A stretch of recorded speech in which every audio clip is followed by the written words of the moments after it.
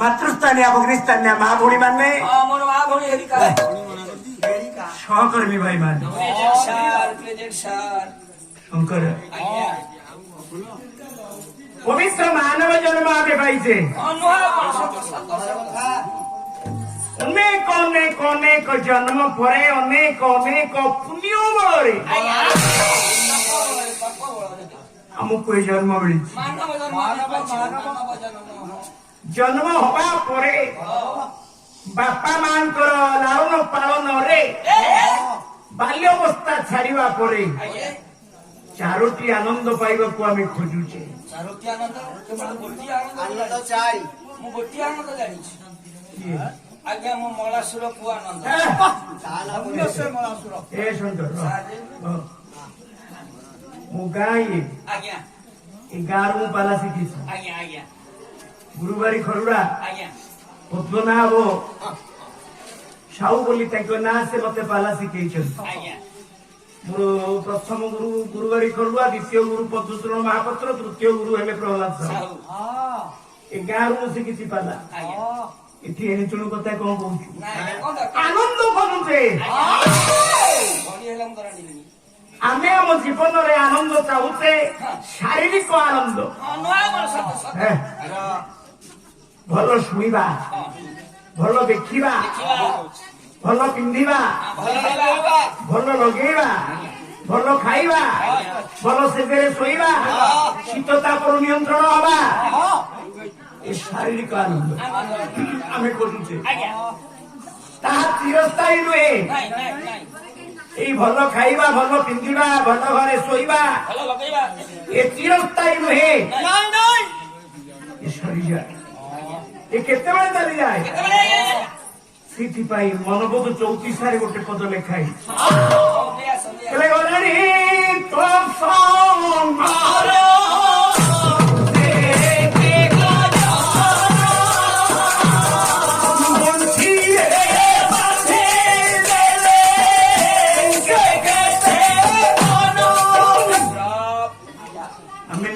କଥା ଭାବୁଛେ, ଜାଣୁଛେ ଆମ ସାଙ୍ଗରୁ ଯିଏ ପଢେଇଲେଣି ଚିହ୍ନି ନାହାନ୍ତି। 3 ତାଲା ପକ୍କାରେ ଥାଅ, ଏୟାର କଣ୍ଡିସନ ଘରେ ରହ, ଶୀତ ତାପ ନିୟନ୍ତ୍ରଣ ଘରେ ଥାଅ, କେତେ ସୁବର୍ଣ୍ଣ ମୂଲ୍ୟବାନ ଅଳଙ୍କାର ପୋଷାକ ପରିଚ୍ଛଦ ପିନ୍ଧୁଥାଅ, ରହେ ନା ଏ ଆନନ୍ଦ ଚିରସ୍ଥାୟୀ।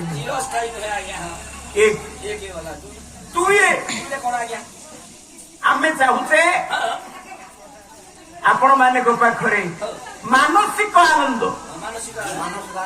ଆମେ ମାନେ ମାନସିକ ଆନନ୍ଦ ଖୋଜୁଛେ। ଅର୍ଥ କୋଉଠି ଭଲ ଫିଲ୍ମ ହେଇଛି ଦେଖିବା, କୋଉଠି ଭଲ ନାଟକ ଚାଲିଛି ଦେଖିବା, କୋଉଠି ଡିସ୍କୋ ଡ୍ୟାନ୍ସ ହଉଛି ଦେଖିବା, କିମ୍ବା କୋଉଠି ପାଲା ହଉଛି ଶୁଣିବା, କିମ୍ବା ତାସ ଖେଳିବା, ବସା ଖେଳିବା, ଏସବୁ ମାନସିକ ଆନନ୍ଦ। ଏ ରହେ ନା, ଏ ଚିରସ୍ଥାୟୀ ନୁହେଁ।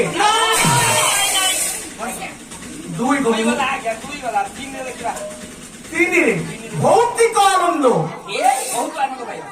ରାଷ୍ଟ୍ରପତି ହେଇଯିବା ବା ପ୍ରଧାନମନ୍ତ୍ରୀ ହେଇଯିବା, ଦେଶ ଶାସକ ହେଇଯିବା, ପ୍ରଶାସନରେ ବଡ ଅଫିସର ହେଇଯିବା, ବଡ ଶିଳ୍ପପତି ହେଇଯିବା, ଖ୍ୟାତ ସମ୍ପନ୍ନ ହବା, ନାମ ଅର୍ଜନ କରିବା, ଏଇ ଯୋଉ ଭୌତିକ ଆନନ୍ଦ, ଏ ଚିରସ୍ଥାୟୀ ନୁହେଁ। ଚିରନ୍ତନ ନୁହେଁ, ପଳାଏ। ଆଜି ଅଛି କାଲି ପଳେଇବ। ଚିରସ୍ଥାୟୀ ଆନନ୍ଦ, ଆଧ୍ୟାତ୍ମିକ ଆନନ୍ଦ। ପ୍ରଭୁ ପାଦରେ ଆତ୍ମନିବେଦନ କରିବା, ପ୍ରଭୁ ନାମ ଶ୍ରବଣ କରିବା, ପ୍ରଭୁ ଭାଗରେ ବସିଯିବା, ପ୍ରଭୁ ଚରଣରେ ମୁଣ୍ଡିଆ ମାରିଲା ବେଳେ କାତେ କାତେ ହେଇଯିବା, ସବୁ ସେଇଠି ହିଁ ଦେଇଦବା, ତା ପାଖରେ ହାତ ଟେକିଦବା। ଏଇ ଯୋଉ ଭାବ ଆନନ୍ଦ, ଆଧ୍ୟାତ୍ମିକ ଆନନ୍ଦ, ଏ ଚିରସ୍ଥାୟୀ, ଏ କେବେ ଯାଏ ନା। ମନୋରମ ଭାବବାଦ ଭାଗତ ମାତ୍ୟାଞ୍ଜଳି ମମସ୍କୁରୁ ମାନେ ବସେছি ଯୁକ୍ତେ ଆତ୍ମାନଚତ ପୁରା। ଆମ ଖୋର୍ଦ୍ଧା ଜିଲ୍ଲାରୁ ପାଲାକଳା ସରିଛି। ପ୍ରହ୍ଲାଦ ସାହୁ ପଳେଇଲେ। ମୋ ସାରେ ଅଛନ୍ତି, ଅଭୟଚରଣ ସ୍ୱାଇଁ ସାରେ ଅଛନ୍ତି, ଜଣେ ଅଛନ୍ତି, ଆଉ ନର୍ତ୍ତମାତ୍ର ପଳେଇଲେ। ଶଙ୍କର ପଣ୍ଡା ପଳେଇଲେ ସେମାନେ ପାଲାର ନୈତିକତାକୁ ପାଲାର ଶୃଙ୍ଖଳାକୁ ପାଲାର ଯୋଉ ଛାନ୍ଦ ପ୍ରବନ୍ଧ ବେଦ ବେଦାନ୍ତ ଉପନିଷଦ ଗୀତା ଭାଗବତକୁ ଜନସମାଜରେ ବାଣ୍ଟନ୍ତି କଣ ବୁଝିଲୁ ଗୀତାରେ ଭଗବାନ ଶ୍ରୀକୃଷ୍ଣ କହିଲେ ମୋର ଭକ୍ତ ହେଇଯାଅ ମୋ ପାଦରେ ସମସ୍ତ ସମର୍ପି ଦିଅ ମୋର ବୋଲି କିଛି କୁହ ନା କର୍ତ୍ତବ୍ୟ କର୍ମ କରୁଥାଉ ଯେଉଁଠି ଜନ୍ମ ହେଇଛ ଯେଉଁମାନେ ଗହଣରେ ଜନ୍ମ ନେଇଛ କିଛି କର୍ତ୍ତବ୍ୟ କର୍ମ କରୁଥାଅ ସବୁ ପ୍ରଭୁର ବୋଲି ଭାବୁଥାଉ ମୋ ଭକ୍ତ ସହିତ ମିଶିଯାଅ ତା ଭିତରେ ପ୍ରଥମ ଶୃଙ୍ଖଳିତ ଆତ୍ୟନ୍ତିକତ ଭାବ ଆମେ ପାଇବା କୋଉଠୁ ଭାବ ବିରୋଧିଆ ହରି ହେ ମୋର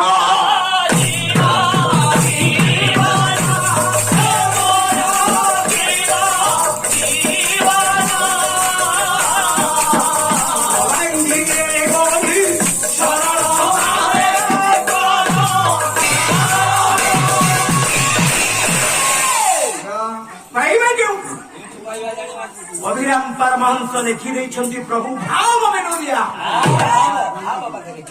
ଭାବ ପାଖେ ମରିଯାଏ ଭଗବାନଙ୍କ ପାଇଁ ଏକଥା ଅଭିରାମ ପରମହଂସ ଲେଖିଛନ୍ତି କେବଳ ତା ନୁହଁ ଆମମାନଙ୍କ ପାଇଁ ଦର୍ଶାଇ ଦେଇଛନ୍ତି ଭାବ ବିନୋଦିଆ ଆମ ବାପା ମା ପୁଅ ଖେଳୁଛି ତା ଭାବରେ ବାପା ମା ଆନନ୍ଦ ହେଇଯାନ୍ତି ଝିଅ ଗୁରୁଣ୍ଡୁଛି ତା ଭାବରେ ବାପା ମା ଆନନ୍ଦ ହେଇଯାନ୍ତି ପୁଅ ଭଲ ପାଠ ପଢୁଛି ବାପା ମା ତା ଭାବରେ ମଜିଯାନ୍ତି ପୁଅ ବା ଝିଅ ଭଲ ରୋଜଗାର କରିପାରିଲେ ବାପା ମା ସେଥିରେ ମଜିଗଲେ ତେଣୁ ଭାବ ବିରୋଧିଆ ବାପା ମା ବାପା ମାଙ୍କ ପାଦରେ ମୁଣ୍ଡିଆ ମାରିବା ବାପା ମାଙ୍କୁ ଭକ୍ତି କରିବା ସେବା କରିବା ବୟସ ଅନୁସାରେ ବାପା ମାଙ୍କର ମତି ମନ ବଦଳିଲେ ଭ୍ରମ ହେଲେ ରୁଗ୍ଣ ହେଲେ ତାଙ୍କୁ ଆଶ୍ୱାସନା ଦେଇ ସେବା କରିବା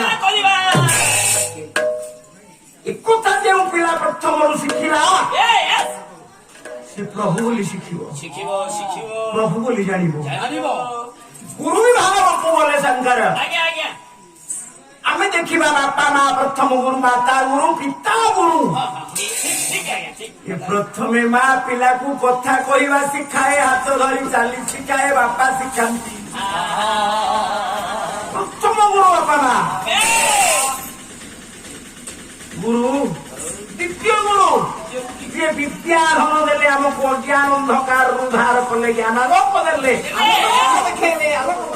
ବିଦ୍ୟା ଗୁରୁ ପୁଣି ଦୀକ୍ଷା ଗୁରୁ ଯିଏ ଆମକୁ ଦୀକ୍ଷା ଦେଲେ ମହତ ପଥ ଦେଖେଇଲେ ବାଟେ ଗୋଟେ ଆଦର୍ଶତାକୁ ହାତେଇଲେ ଏ ଆଦର୍ଶତାରେ ରହିଲେ ମାନବ ଧର୍ମ ଦୃଢୀଭୂତ ହେଇଯିବ ପୁଣି କର୍ଣ୍ଣ ଗୁରୁ ଯେ କର୍ଣ୍ଣ ଦ୍ୱାରା ପ୍ରଭୁ ନାମ ପ୍ରଭୁ ଭାବ ପ୍ରବେଶ କରାଇ ଆମକୁ ପବିତ୍ର କରାନ୍ତି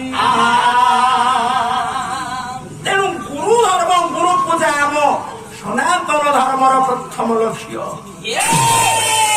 তুমি ଯୋଉ କାମ ଯିଏ କର ମାନବ ଜନ୍ମରେ ଯଦି ଗୁରୁ ସେବା କରିଛ ଗୁରୁ ଆଦର୍ଶ ଗ୍ରହଣ କରିଛ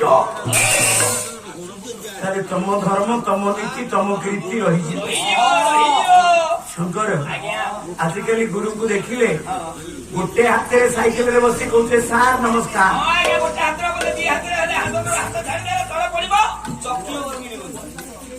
ଦି ହାତରେ ଗୁରୁଙ୍କୁ ପ୍ରଣାମ କରାଯିବନି ବାପା ହଉ ମା ହଉ ଗୁରୁ ହୁଅନ୍ତୁ ପ୍ରଣାମ ବିଧି ଅଛି ଅଷ୍ଟାଙ୍ଗ ପ୍ରଣାମ କରିବ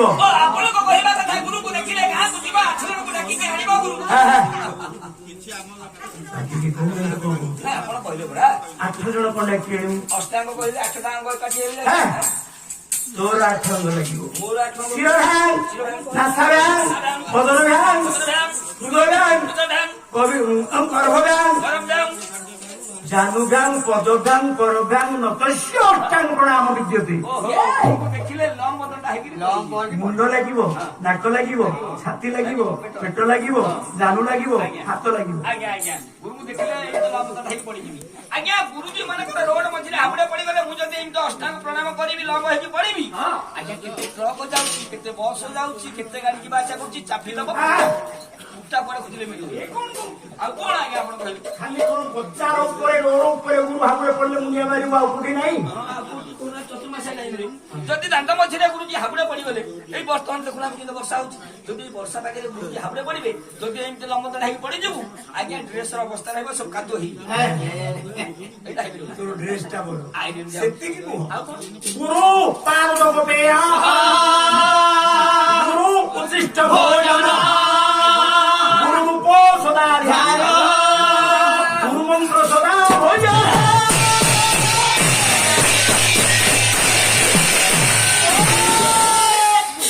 ଗୁରୁ ପାଦ ପେୟ ଗୁରୁ ଗୀତାରେ ନାରଦ ଲେଖିଛନ୍ତି ଗୁରୁଙ୍କର ପାଦ ଧୁଆ ପାଣି ପିଇବି। ଏଇଟା ହେଇପାରିବନି ଆଜ୍ଞା। ମନେକର ଗୁରୁଜୀ ଝାଡା ଯାଇଥିବେ ଆସିଲା ଆସିକି ବାଟରେ ଯଦି ମଣିଷ ପିଡିଆକୁ ନେଇକି ଆସିଥିବେ ସେ ପାଦ ଧୋକି ପାଣି ପିଇଲେ ବେମାର ସତ୍ୟ ବୁଝଉନି। ଗୁରୁ ଉଚ୍ଚିଷ୍ଟ ଭୋଜନ ବୋଲେ ଗୁରୁ ଖାଇ ଛାଡିଗଲେ ସେ ଉଚ୍ଚିଷ୍ଟକୁ କୈବଲ୍ୟ ବୋଲି ପାଇବ। ଆଜ୍ଞା ଯଦି ବା କହିବଲେ ବୋଲି ପାଇବୁ 8 ମାସ ପାଇବୁ ଆଉ 4 ମାସ ପାଇବୁ।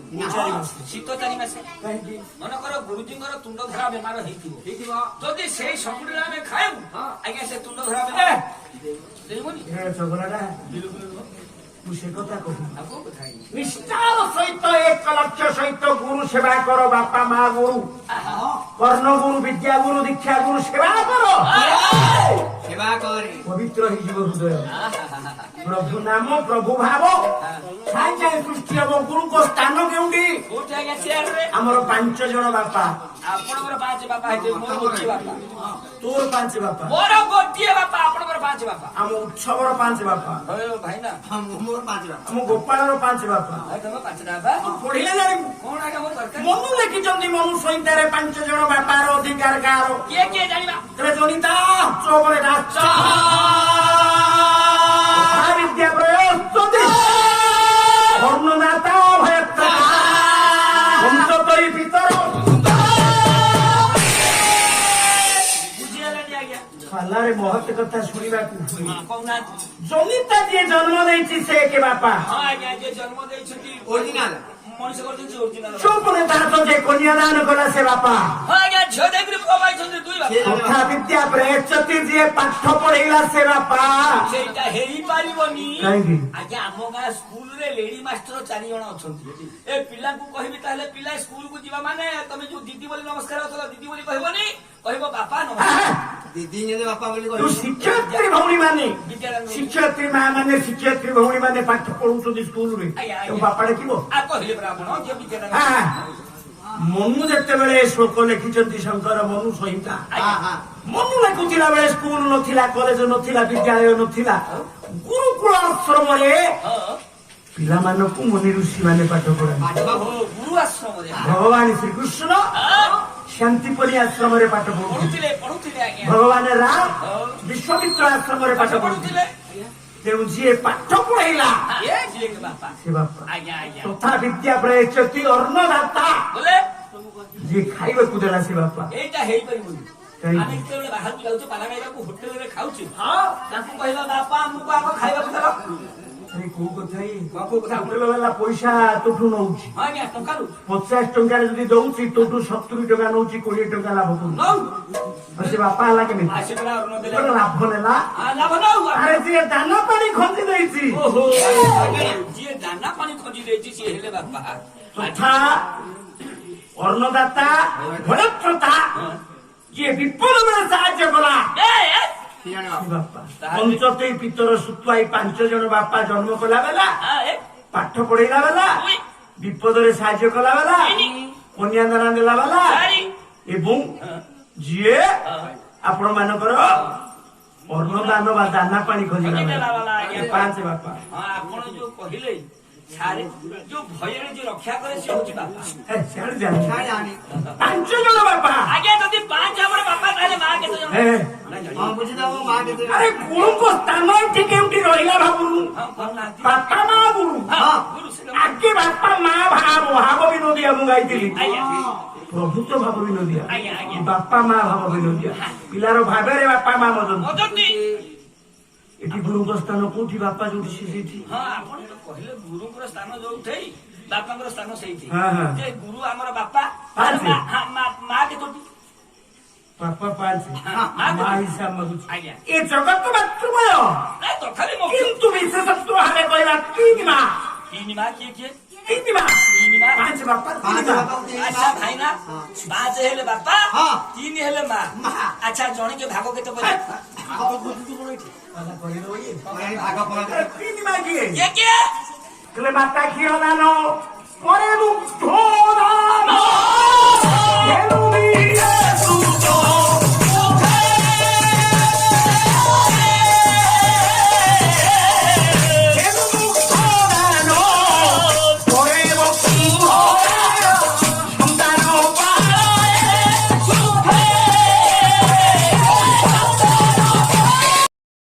ଗାଈ କ୍ଷୀର ଖାଇଲା, ଗାଈ ହେଲା ଆମର ମା, ତାହେଲେ ଷଣ୍ଢ ତ ଆମର ବାପ।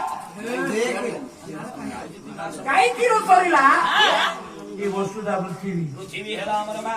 ଆମକୁ ବଞ୍ଚେଇଲା ଖାଇବାକୁ ରାଜନାଥ ରାଓ ରହିଛୁ ରାଇ ଅନନ୍ତ ଗମନେ ଆନନ୍ଦରେ ଅନୁତ।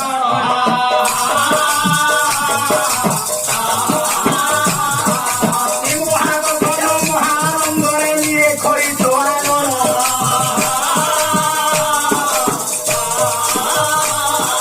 ନର ପଶୁ ପକ୍ଷୀ କୀଟ ତରୁଲତା କାମନେ ସଉରୀ।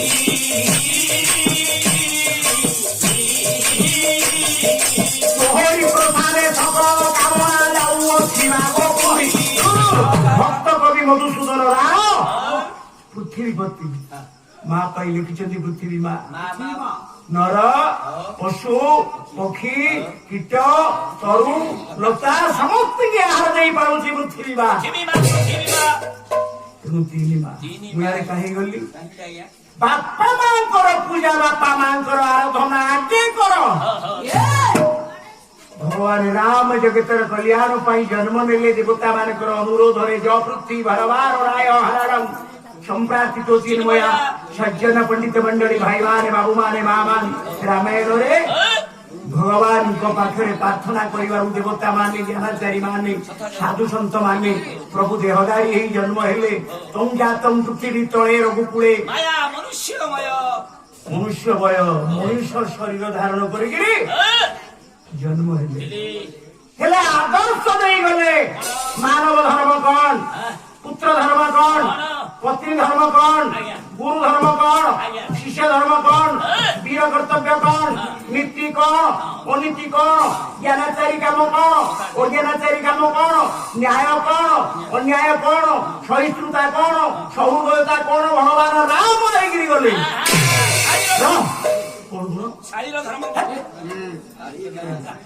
ମୁଁ କହିଲି ବୁଝିଲୁ? ପ୍ରଭୁ ଦେହଧାରୀ ଜନ୍ମ ନେଲେ ମୋ ମା ମାନେ ପଣ୍ଡିତ, କିନ୍ତୁ ଏତେ କଥା ସମାଜକୁ ଦେଇକି ଗଲେ। ସେ ପ୍ରଥମେ ବାପା ମାଙ୍କ ପାଦରେ ମୁଣ୍ଡିଆ ମାରନ୍ତି, ଗୁରୁ ପୂଜା କରନ୍ତି, ପୂଜ୍ୟ ପୂଜାର ଅବମାନନା କରନ୍ତି ନାହିଁ। ଭଗବାନ ଶ୍ରୀକୃଷ୍ଣ ବାପା ମାଙ୍କୁ ଆଗେ ଆଖି ଆଗେ ରଖନ୍ତି। ତେଣୁ ଭାଇମାନେ ପଣ୍ଡିତ ମଣ୍ଡଳୀ ସଜ୍ଜନ ବର୍ତ୍ତମାନ ପରିସ୍ଥିତି ଯାହା, এই আর্যবার্তা ধর্ম প্রাণ ভারতবর্ষ যে ভারতবর্ষে মহামনীষী মানে মহান ব্যক্তিত্ব মানে কীর্তি রক্ষি দেই যাইଛନ୍ତି। এই পবিত্র আর্যবর্ষ ধর্ম প্রাণ ভারতবর্ষে অনেক ঋষি মুনি জ্ঞানী কবি এମାନେ କିଛି ରଖି ଦେଇଛନ୍ତି ଆମ ପାଇଁ। ଭଗବାନ ଯେତେବେଳେ ଦେହଧାରୀ ଜନ୍ମ ହୁଅନ୍ତି, ଜନ୍ମ ନବନ୍ତି ସଂସାରରେ ଜଗତ କଲ୍ୟାଣ ପାଇଁ। এই ଭାରତବର୍ଷରେ ଆଜି ଯାହା ଆମ ଅବସ୍ଥା, ପରିବେଶ ଯୋଉଠି ପାଇଲାଣି, ଲୁଣ୍ଠନତା, ବର୍ବରତା, ହୀନମନତା, ଦୁଷ୍ଟତା, ହତ୍ୟା, ଡକାୟତା, ତର୍ଜତା, ଶିଶୁ ହତ୍ୟା, କନ୍ୟା ଭ୍ରୁଣ ହତ୍ୟା, ଆଜ୍ଞା ନାରୀ ପ୍ରତି ବଳାତ୍କାର। ହଁ ଏ ପ୍ଲାନ୍ କଣ ଶୁଣୁଛୁ ଆଜ୍ଞା ଆଜ୍ଞା ସବୁଦିନ ପେପରରେ ଗୋଟେ ଫାଳ ବାହାରୁଛି, ଟିଭିରେ ବାହାରୁଛି। ବର୍ତ୍ତମାନ ଆମ ଅବସ୍ଥା ଏଠି ପାଇଲା। ପାଇଲାଣି ପାଇଲାଣି ଯଦି ଆମେ ପୂର୍ବ ପିଢି ମାନଙ୍କ କଥାକୁ ଟିକେ ଆଖି ଆଗକୁ ନବା, ଆଜ୍ଞା ଆଜ୍ଞା ଟିକେ ଶାନ୍ତ ପଡିଯିବ ଆମେ କୋଉଠି ଅଛେ, କଣ କହୁଛେ? ଅଚ୍ୟୁତାନନ୍ଦ ଦାସ କହିଲେ ସର୍ବେ ହେବେ ଏକାକାର, ନଥିବ ବେଦ ବିଚାର ବିଚାର, ଯାଇ ଫୁଲ ଆଲୋ, ଯାଇ ଫୁଲ ଆଲୋ, ଯାଇ ଫୁଲ ଆଲୋ, ଅପାୟୁ ହୋଇବେ ଯାଅ, ଯାଇ ଫୁଲ ଆଲୋ। ଆମ ବାବୁଙ୍କ ଦ୍ୱାରେ ପାଲା। ଆଜ୍ଞା ଆଜ୍ଞା ସେ ତ ମୋର ଜଣେ ବନ୍ଧୁ। ମୁଁ ଆସିଲେ ସେଠିକି ବସେ, ଆମ ଚିନ୍ତାମଣି ବାବୁ ଜାଣିଛନ୍ତି। ମୁଁ ତ କହିଛି ଏ ଗାଁ ପାଲା ପାଲା ମୁଁ ପାଲା ମାଧ୍ୟମରେ ଦି ତିନି କଥା ନୀତି କଥା କହିଦେଇ ପଳେଇବା। କେମିତି ମନ ଯେ ଆଜି ଭରସା ନାହିଁ, ନାଇଁ ନାଇଁ ଆଜ୍ଞା ବର୍ଷା ହଇରାଣ କରୁଛି। ନିର୍ମଳ ହୃଦୟ ଆମ ଅବସ୍ଥା କେଉଁଠି ଶଙ୍କର? ଆଜ୍ଞା ଅଚ୍ୟୁତାନନ୍ଦ ଦାସ ମାଳିକାରେ କହିଛନ୍ତି ସର୍ବେ ହେବେ ଏକାକାର। ସେ ଜାତି ସେ ଜାତି ସେ ଜାତି ଏକାଠି ହେଇଗଲେ ଜାତି ବର୍ଣ୍ଣର ବିଚାର ରହିଲା ନାହିଁ, ଏକଥା ନୁହଁ। ଆଉ କୋଉ କଥା ଆଜ୍ଞା କାହିଁକି ନୁହଁ? କାହିଁକି ଅଚ୍ୟୁତାନନ୍ଦ ଦାସ ଥିଲେ ଜଗନ୍ନାଥ ପ୍ରେମୀ, ଜଗନ୍ନାଥଙ୍କର ପରମ ଭକ୍ତ। ଜଗନ୍ନାଥ ସଂସ୍କୃତିରେ ଜାତି ବର୍ଣ୍ଣର ବିଚାର ନାହିଁ। ମା ଲକ୍ଷ୍ମୀ नमस्ते श्री महामाई श्रीपिष्टेश्वर पूजिते संघ चक्र हस्ते महालक्ष्मी नमस्ते। गुरुवार गुरुवार माँ लक्ष्मी प्रभु को मनाइले। प्रभु जदि एक कथा हम हमें तो बहुत दुख बोलती बुल्लो बुल्लो खाइबा को पाइलनी से मते चंडामुणी बोली अपवाद दे चली देतेला। चंडामुणी दुआरे पाइलनी मते डाकुच बड़ देउळ को जीवा जदि मो कथा मानिबो ताले मु जीवी कौन ब्राह्मण तू तो ना भुंजा भुंजी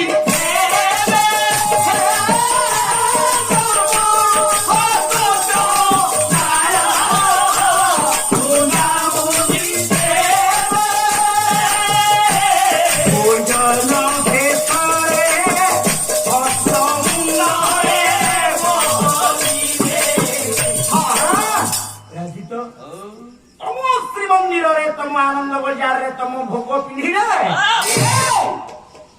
तुम क्षेत्र उत्कल ब्राह्मण हाथरू चंडाल चंडाल हाथरू ब्राह्मण खाइब प्रसाद खाइबा परे हाथ धोइबनी मुंडरे बोलिब मागिले प्रभु हाँ कले तेणु जगन्नाथ संस्कृति रे जाति वर्णर विचार नहीं। अच्युतानंद दास लिखिले सर्वे हेले एकाकार अर्थ ए जाति से जाति मिसी गले तानु एकाकार कौन जोटी बापा बसुले बड़ बापा बसुले मामू बसुले मौसा बसुले बड़ भाई बसुले गुरु गुरुजन बसुले आम से बात दे डरुचे बापा बसुंट कि मामू बसुंट आम जीवानी पड़ी कहूचे तुमको कौन आसे आम विज्ञान पहुंचलुणी विज्ञान जुगे पाइलुणी चंद्र रे जगह ठीक कलुणी घर करने मंगल ग्रहर निरीक्षण कलुणी दूरभाष ग्रहण कलुणी दूरदर्शन देखिलुणी पृथ्वी हाथ मुठारे है कंप्यूटर रे रोग निदान है तुम बेला आई बस पूज्य पूजार अच्युतानंद दास लिखि देइछंती वर्तमान पूज्य पूजार अवमानना एका को मानुना एकाकार ज्योति आमे पूज्य पूजा दे जानिबा प्रभु कथा छाए छाए में अंतर रे आसी प्रभु नाम मेरे आमे मजिबा प्रभु भाबरे टिके निजको हजेई दबा ए सब जति हुए जेतिकी समय हुए केतिकी समय जानिबा भागवत तले तारणी कोटे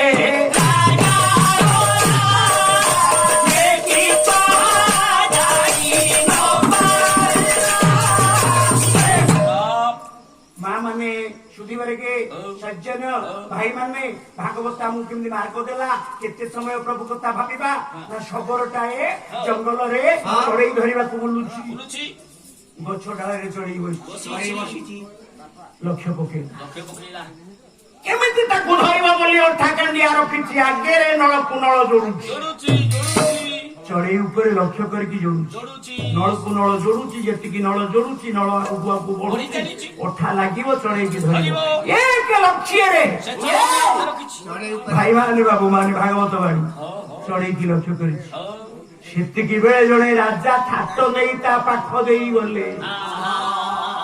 କେତେ ରଥ ଯାଉଛି, କେତେ ହାତୀ ଘୋଡା ଯାଉଛନ୍ତି, ବୀର ବାଦ୍ୟ ବାଜୁଛି, ଶୁଣୁଛି। ଶବର ନିକଟ ଦେଇକି ଗଲେ। ଶବର କିନ୍ତୁ ରାଜାଙ୍କର ଥାଟ ଶବ୍ଦ ଶୁଣି ପାରୁନି ସେତେବେଳେ। ଶବର କିନ୍ତୁ ରାଜା ଥାଟ ଦେଖି ପାରୁନି ସେତେବେଳେ।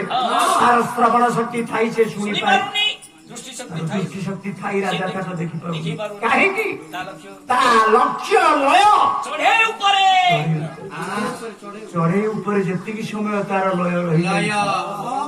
ପିଲାଟେ ପାଠ ପଢୁଛି, ସାରେ ଟ୍ୟାକ୍ସ ଦେଇଛନ୍ତି, ସେ ଲେଖୁଛି, ମା ପଛଆଡେ ଠିଆଇ ଡାକୁଛନ୍ତି, ଆସେ ଖାଇବୁ କୁନା, ଆସେ ଖାଇବୁ। ପିଲା ଶୁଣୁନି। କାହିଁକି? ମା ପାଖରେ ଠିଆଇ ଡାକିଲେ ବି ପିଲାର ଶ୍ରବଣ ଶକ୍ତି ଥାଇ ସେ ଶୁଣିପାରୁନି, ତାର ଦୃଷ୍ଟି ଶକ୍ତି ଥାଇ ସେ ଦେଖିପାରୁନି। କାରଣ ତା ଲକ୍ଷ୍ୟ ପିଲାର ଯେମିତି ଲକ୍ଷ୍ୟ ରହିଗଲା ପାଠ ଉପରେ, ମା ଠିଆଇ ଡାକିଲେ ଜାଣିଲାନି। ଶବରର ଯେମିତି ଲୟ ରହିଗଲା ଚଢେଇ ଉପରେ, ରାଜା ଥାଟ ଜାଣିପାରିଲାନି। ସେତିକି ସମୟ ଯଦି ପ୍ରଭୁ ପାଦରେ ତୋର ମନେ ରହିଯାଏ, ତୁମେ ନାମେବ ପରମ ବ୍ରହ୍ମ,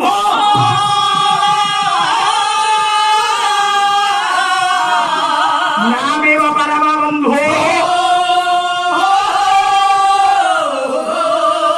ନାମିକ ପରମ ତପ, ନାମେବ ପରମ ଗତି।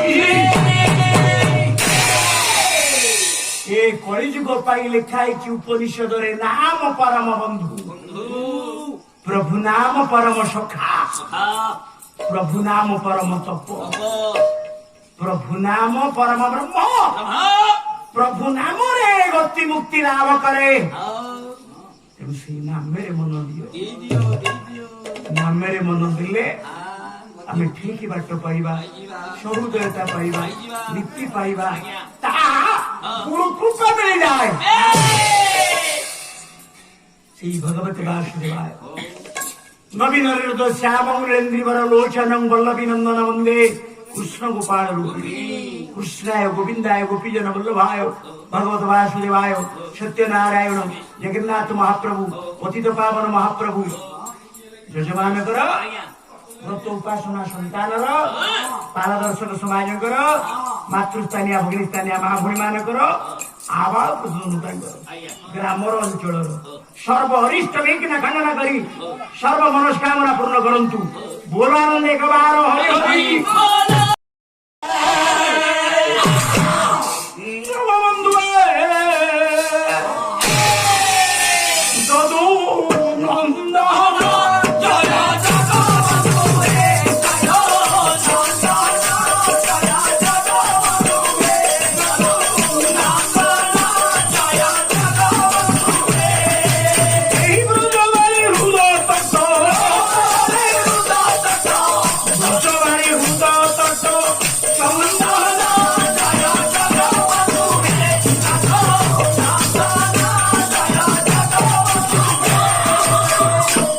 পুরা বোলাও সহে ধর্ম নিরঞ্জন,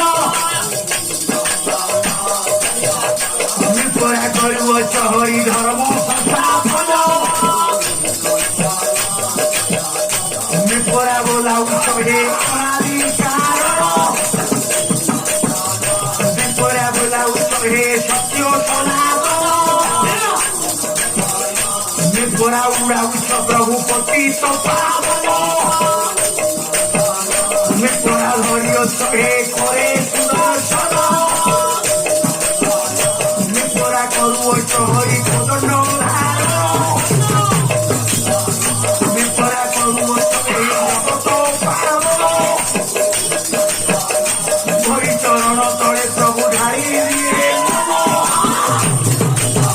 দয়া কর হে জগত জীবন, মন্ডিত মন্ডলী মন্ডিত হইল ফেরিবে যাহা যাহা কিছু কথা শুনি হেব আলোচনা, বসি শুণুছি রে মোর হে মামা